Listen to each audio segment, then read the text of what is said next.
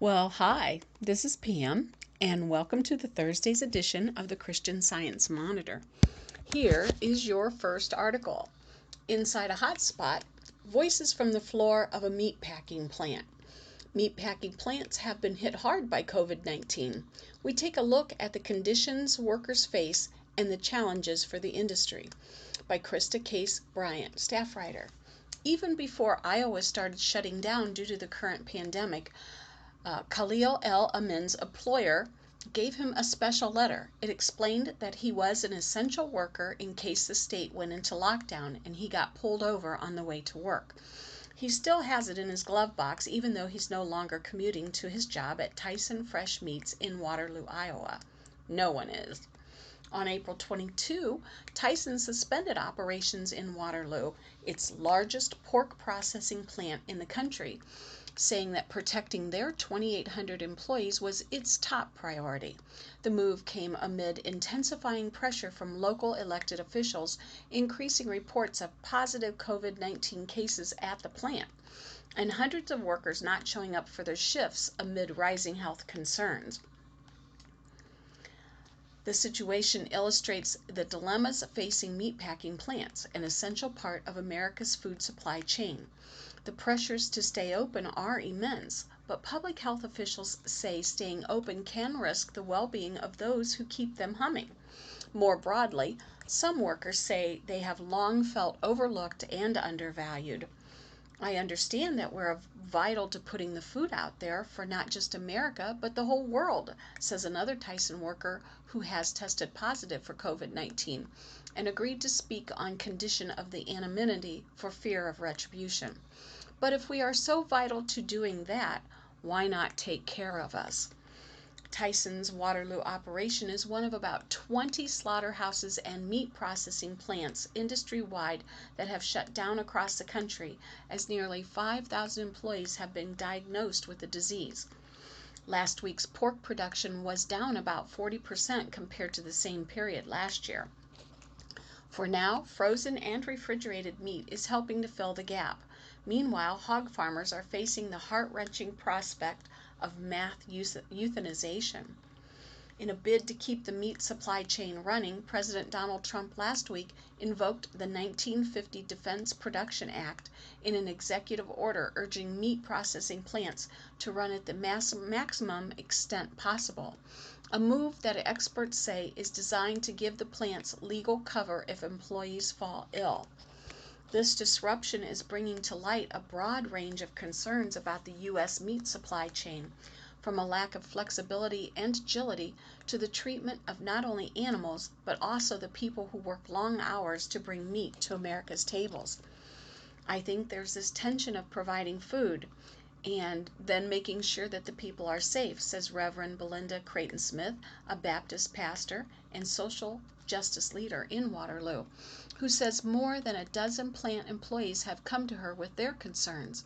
We need to make sure that we're taking care of our brothers and sisters first and foremost, and not being concerned that we're cutting into our profits and production slowing down. How the pressure built on Tyson? A third Tyson employee, whose name is being withheld for his protection, inspects gutted hogs and takes pride in the company's high standards for its meat. One day in April, he says, he overheard supervisors at work discussing positive cases at the plant. The next 2 days, he called in to say he wouldn't be coming to work. Both times, he says, Human Resources told him he was more likely to get COVID-19 shopping at Walmart than coming to work where he would be safe. He came back on the third day, only to find out that someone he worked near that day fell ill after work. I needed the money, he says, but worried about endangering his baby daughter and his girlfriend.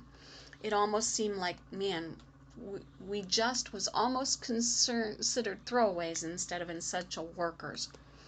Mr. El-Amin, on the other hand, who works on the loading dock and has limited interaction with other employees during his shift, says he's been impressed by the company's proactive approach. They deployed workers to wipe down his forklift every other hour, he says, put up signs in the hallway, installed temperature scanners for arriving employees, and erected plexiglass barriers at the lunch tables. Before they were able to procure masks, they handed out cotton bandanas. I felt like, wow, they're really trying to do something for us here, he says. Many meatpacking workers come from minority backgrounds and other populations that have been disproportionately impacted by the current crisis. Tyson is one of the largest employers in Waterloo and employs a diverse workforce, including many foreign workers, some of whom have limited English skills and rely on company-provided interpreters. While workers say the pay is good and it offers a rare opportunity for those without a college degree to advance into management positions, the company has come under fire for how it has handled the coronavirus crisis. The health and safety of our team members is our top priority, and we take this responsibility extremely serious, says Tyson spokeswoman Liz Croston in a statement to the Monitor. She said the plant has provided and enforced the use of PPE for its workers, checked them for symptoms, and carried out a deep clean and sanitization while the plant is idle.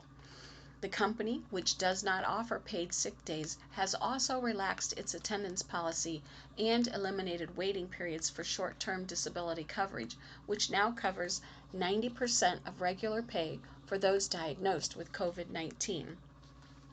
We are continuing to work closely with health officials to ensure our efforts meet or exceed local, state, and national guidelines, she added. One of those health officials is Sheriff Tony Thompson, who oversees the planning and operations for the local emergency center spearheading the response to COVID-19. On April 10, he visited the Tyson plant with the county health department director and another colleague. He says he observed that only about a third of employees were wearing facial covering, and there was no apparent enforcement of PPE. That day, Tyson knew that they had 3 positive cases of COVID-19, but public health officials knew the total case numbers among plant employees was in the teens, Sheriff Thompson added.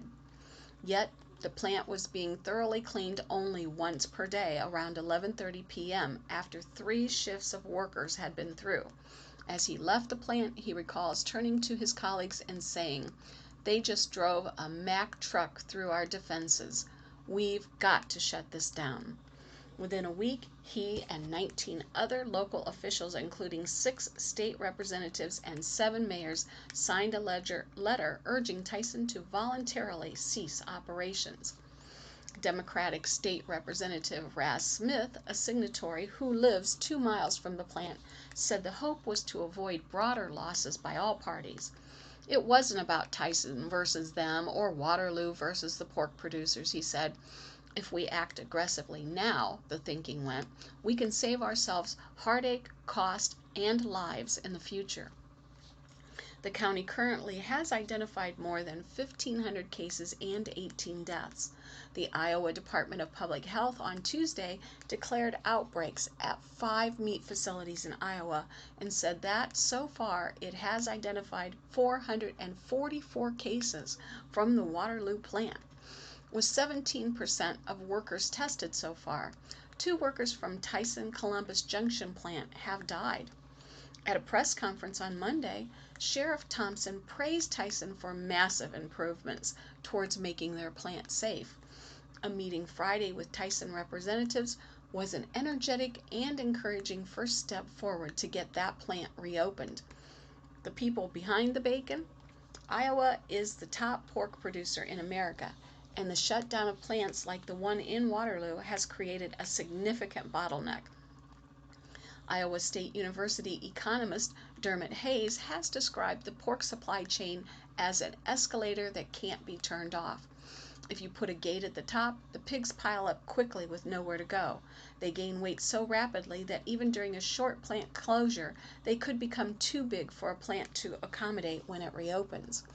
The USDA has confirmed $1.6 billion in support for pork producers, but it's not just financial losses farmers are worried about. Many are trying desperately to prevent their hogs from going to waste, from feeding them extra fiber to slow down their weight gain, to selling live hogs to hunters who will use the meat for their family, says Iowa Pork Producer Association CEO Pat McGonigal. We are using every tool we have to find every avenue that is available, he says, including using local butchers to process the meat for food banks across the state. Not in my 30 years of doing the pig business have I seen anything like this. One thing the pandemic has revealed is the need for greater flexibility and agility in the meat supply chain, says Bobby Martins, a professor of supply chain management at Iowa State University's Business School. One of the early reasons for the bottlenecks was meat that had been packaged for restaurants rather than individual sale suddenly had nowhere to go when they shut down in March. The worker safety issue is even more challenging. It's easy to say in hindsight that Tyson should have shut down earlier, but they were balancing a lot of factors, including a potential customer backlash, he says. Tyson was between a rock and a hard place with some of the decisions they had to make because consumers were not likely to understand why meat prices were so high, why pork wasn't in the store, and at the same time, they were balancing the health and well-being of their workers, Professor Martins says. As for the workers with a girlfriend and a young child, he's been quarantined since April 20. He has yet to see a paycheck, even though Tyson has said it would continue to pay employees. His rent is due by Thursday, and funds are running low. The worker who has tested positive says he hopes Americans shopping in the supermarket are becoming more aware of the people who bring them the bacon, so to speak, from the farmers to the truck drivers to the processing plant workers. We're behind the scenes until there's a pandemic or something like this that comes along and it puts it out there that, hey, this is what's being done for you to go in there and pick it off a shelf and put it in your oven or skillet, he says. Until this came along, I don't think the average person even thought about what all is done for the meat to get out there to them. Wow.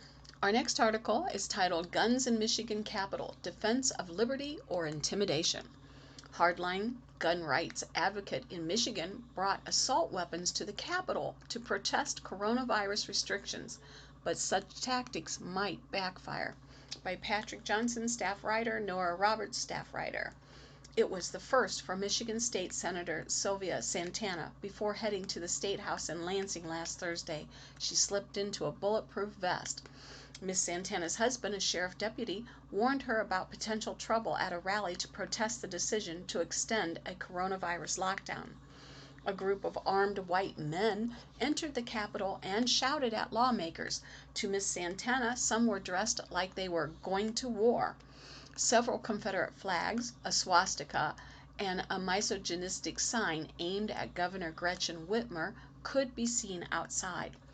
I thought that was very scary, says Miss Santana, an African American who represents parts of Detroit and all of neighboring Dearborn.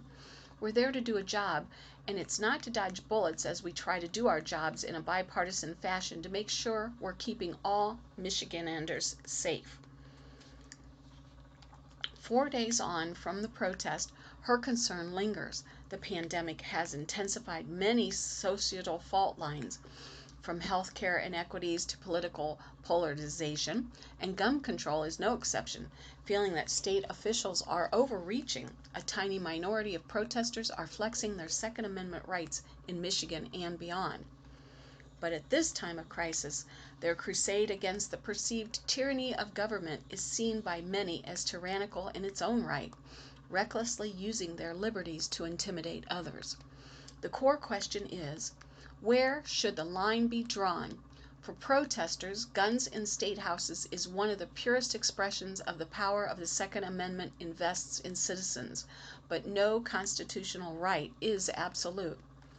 Where do people who see no problem with guns downtown or near a hospital or in the legislature, where do they draw the line? Sanford Levison, co-author of Fault Lines in the Constitution.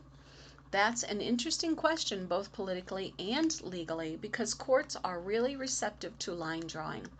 I don't think you'd find any judge who says, yeah, I welcome guns in my courtroom. In that way, the struggle over whether to allow firearms in legislatures is part of the culture war, he adds. Are hardline tactics effective? Today, 21 state capitals allow guns in some form, according to a Wall Street Journal report. But only a few, including Michigan, allow citizens to openly carry under the rotunda. Many Republican-led states balk at open carry in the People's Hall for personal safety reasons, and courts have upheld bans in places like legislatures and polling places, holding that guns can chill other people's rights. Elements of race have long played a role. The modern gun control movement is linked to the signing of the Mulford Act in 1967, which banned open carry in California. The bill gained momentum after 24 Black Panthers legally brought firearms to the state capitol to protest against it. The National Rifle Association backed the bill. Incidents like the one in Michigan, however, could do more to damage gun rights than advance them. It's really now an open question to what extent hardline pro-gun policies are politically advantageous, says Mr. Levinson, also a visiting professor at Harvard Law School in Cambridge, Massachusetts. Ms. Santana was certainly not persuaded.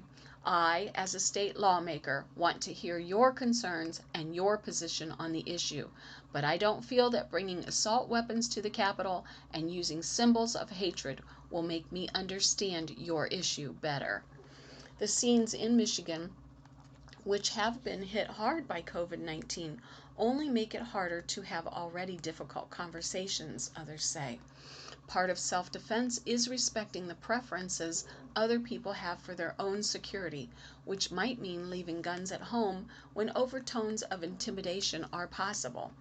When your eyes look at these pictures of groups of people in a public building that is supposed to be a center of democratic exchange and debate, and you see a group of people carrying military weapons, that is not a vision of democracy, says Hannah Friedman, a staff attorney at Guilford Law Center to Prevent Gun Violence in San Francisco. That's a vision of intimidation by a minority of people.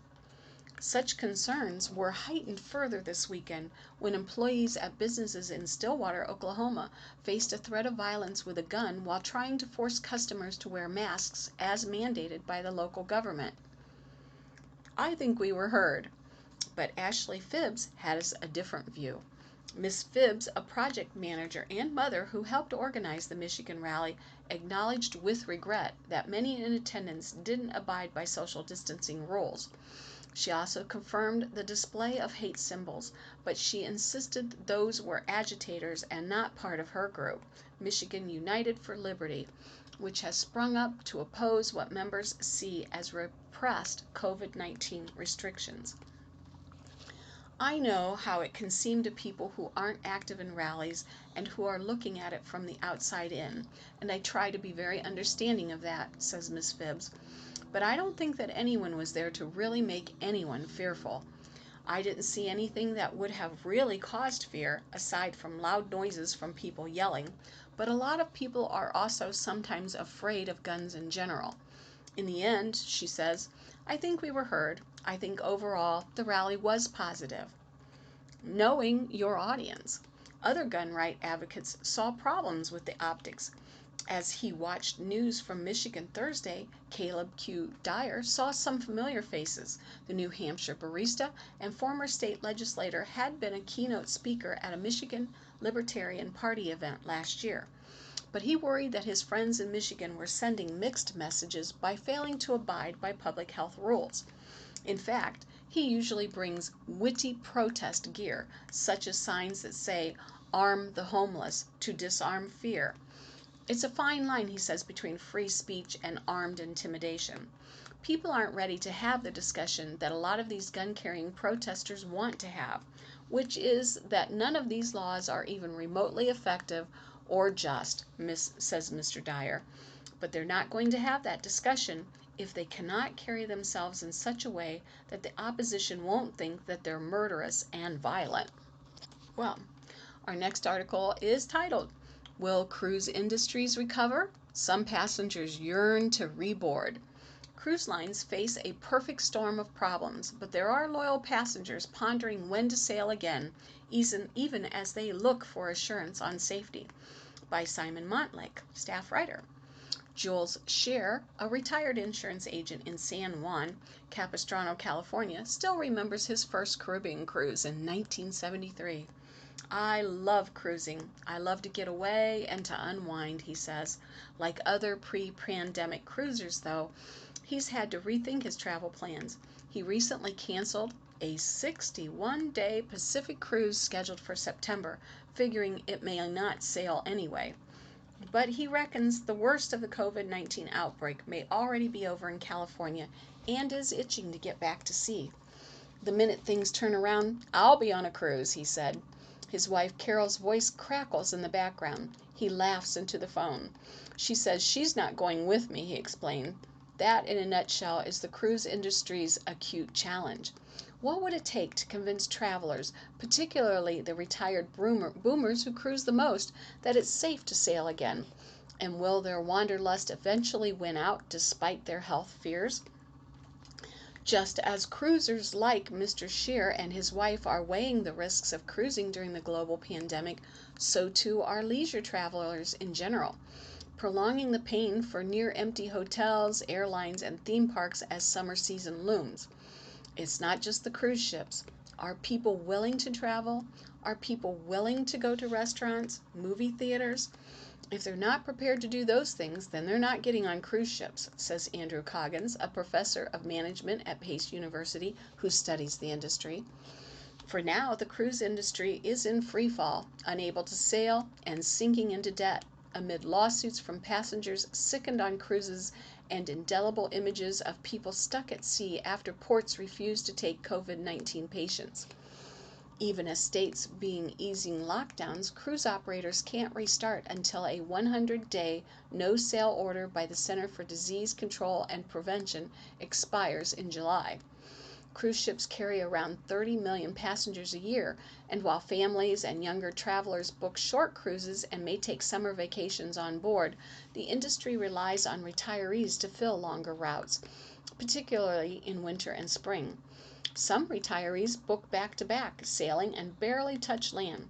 People like to cruise. The industry has a very high repeat rate, says Professor Coggins, a retired U.S. Navy commander. But medical experts say that loyal demographic is most vulnerable to COVID-19 because of their age and underlying health conditions, putting the industry in a bind as it tries to rebuild. Arthur Birkin's next cruise is booked for November, a 20-day sailing from Athens to Dubai via Israel and Egypt. I've always wanted to see the pyramids, he says. After that, he and his wife Judy have committed to 3 more long-haul cruises in 2021. But Mr. Birkin, a retired judge in Broward County, Florida, is loath to board. Not until there's a vaccine or cure for a deadly virus that spreads in confined spaces like cruise liners. You don't want to be with crowds. It's not just on the ship. What about the excursions? What if you get sick at the middle of nowhere, he asks. Cruise companies are vowing to sail again on Monday. Carnival announced plans for new excursions starting at the beginning of August. Companies have promised a raft of measures from advanced ventilation and enhanced health screenings to win back customers. At least one carrier now requires all over 70s to produce a doctor's note about chronic conditions before boarding. Other changes may include ending self-service buffets and social distancing in restaurants and other venues. A social distancing cruise may be a tough sell, says Chris Owens, a travel agent in Florida.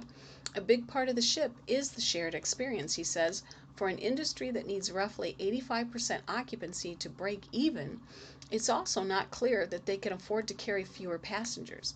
Until there's a vaccine, the cruise business doesn't have a chance of coming back to where it was. Not a chance, he says. Ellen Silverberg, a retiree in Boston who winters in Florida, says she won't take another cruise until the pandemic ends. We'll stay home for a while, she says. Even traveling back to Boston isn't risk-free. She debated with her husband if it was safer to drive than to fly. Then she thought about the motel stops and decided to stay put for another month. Mr. Owen had clients on board the ill-fated Princess Grand, which was held for several days off California in March amid a coronavirus outbreak. 2 passengers died and over 100 tested positive. Princess Cruises has denied negligence in not warning passengers about an outbreak on the previous voyage that may have been spread by cruisers who stayed on board. Even that debacle probably won't deter die-hard cruisers, says Mr. Owen. The clock is ticking. We've only got so many years left to do these things.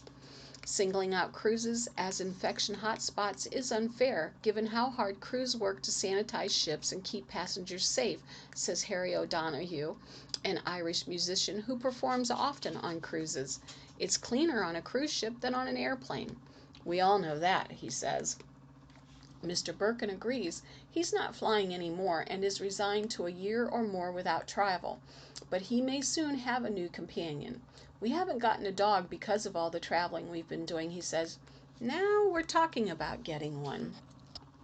Well, our next article is titled, With a Crack of the Bat, Baseball Returns to South Korea. The stadiums are empty of fans, but professional baseball begins in South Korea after weeks of delay due to the coronavirus.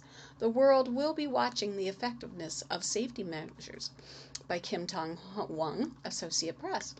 The new baseball season began in South Korea on Tuesday with the crack of the bat and the sound of the ball smacking into the catcher's mitt echoing around empty stadiums.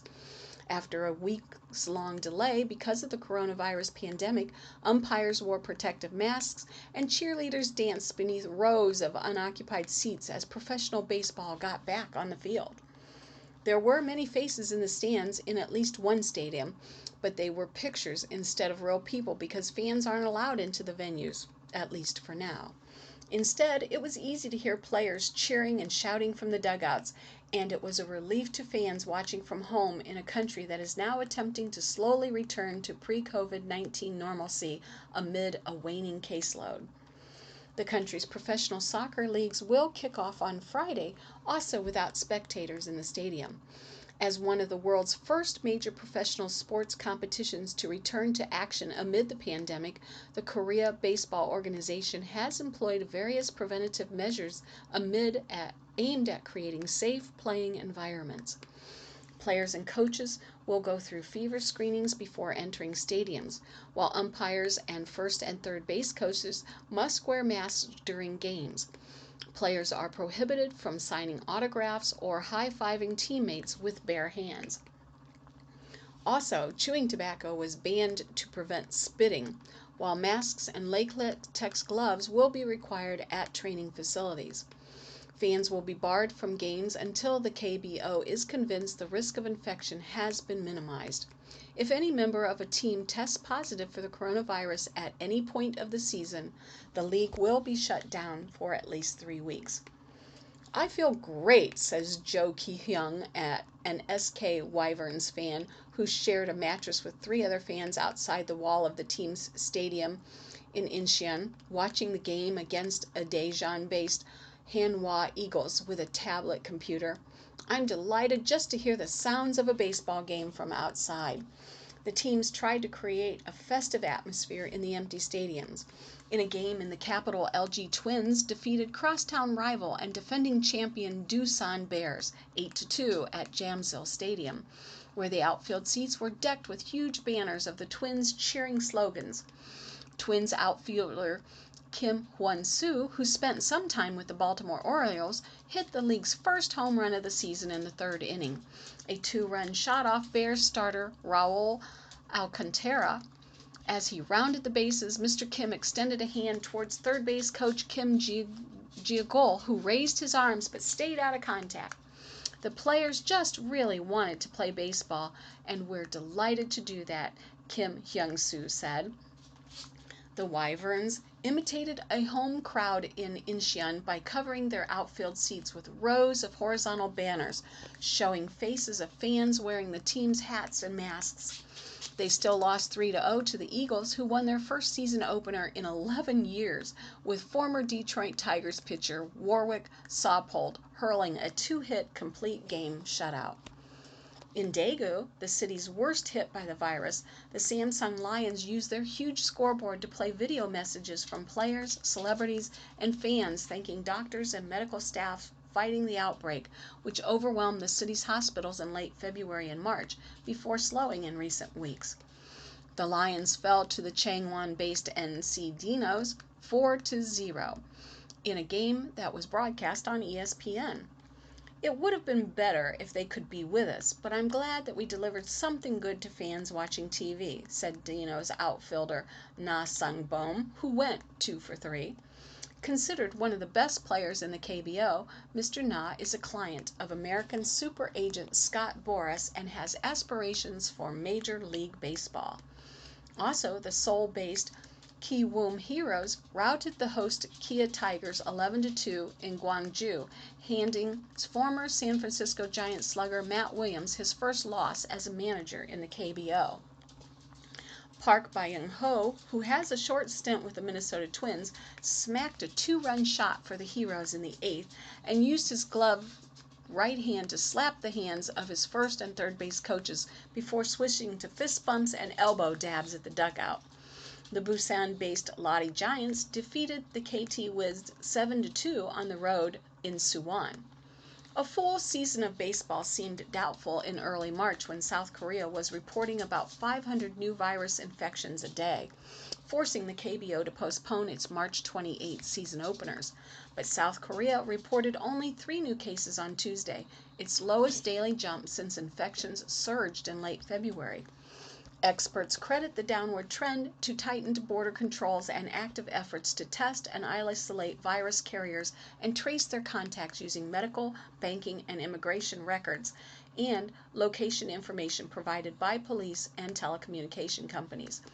Officials have started relaxing social distancing guidelines and are preparing to reopen schools, starting with high school seniors on May 13. Barring any virus-related suspensions, the KBO plans to maintain a 144-game regular season schedule, but it decided to scrap its All-Star game and shorten the first round of the playoffs from the best-of-5 to the best-of-3 series. Well, my friends, that concludes the reading of the Thursday Christian Science Monitor. This is Pam saying thank you for being with us today, and stay safe.